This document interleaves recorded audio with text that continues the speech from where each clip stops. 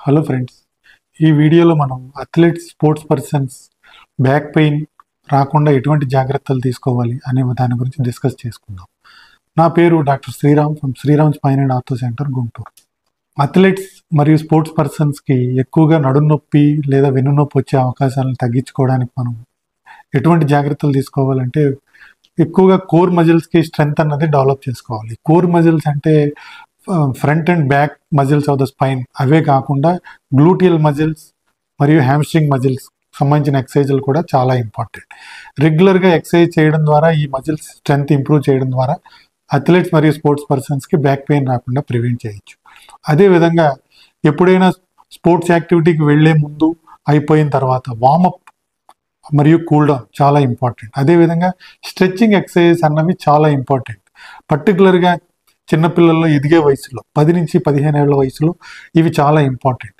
ఎందుకంటే ఈ 10 నుంచి 15 ఏళ్ల వయసులో ఈ టైంలో ఏంటంటే అథ్లెట్ మామూలు పర్సన్ ఎక్కువగా హైట్ గ్రో అవుతూ ఉంటారు.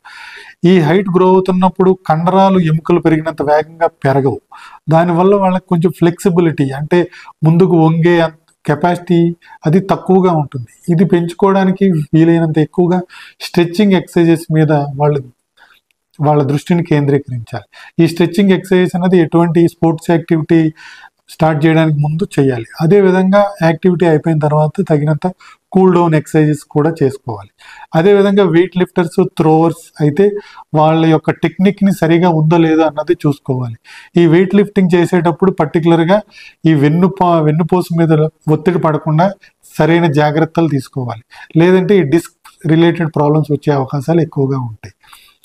అదేవిధంగా సరైన న్యూట్రిషన్ అన్నది కూడా చాలా ఇంపార్టెంట్. హై ప్రోటీన్ డైట్ తీసుకోవడం ద్వారా కూడా ఈ బ్యాక్ రిలేటెడ్ ప్రాబ్లమ్స్ మనం ప్రివెంట్ చేయొచ్చు. అదేవిధంగా అడిక్వేట్ హైడ్రేషన్, మినిమం 2 నుంచి 3 లీటర్లు ఫ్లూయిడ్స్ అన్నవి డైలీ తీసుకోవాలి ఎటువంటి స్పోర్ట్స్ పర్సన్ అయినా సరే. అదేవిధంగా రికవరీ టైంను కూడా బాగా యూజ్ చేసుకోవాలి. Between 2 sports activity are athletic activities recovery పీరియడ్లో బాడీకి సరైన రికవరీ అందే విధంగా అంటే adequate rest, minimum 7 to 8 hours sleep, హైడ్రేషను, మంచి న్యూట్రిషియస్ ఫుడ్ అందేలాగా చూసుకోవాలి. ధన్యవాదాలు.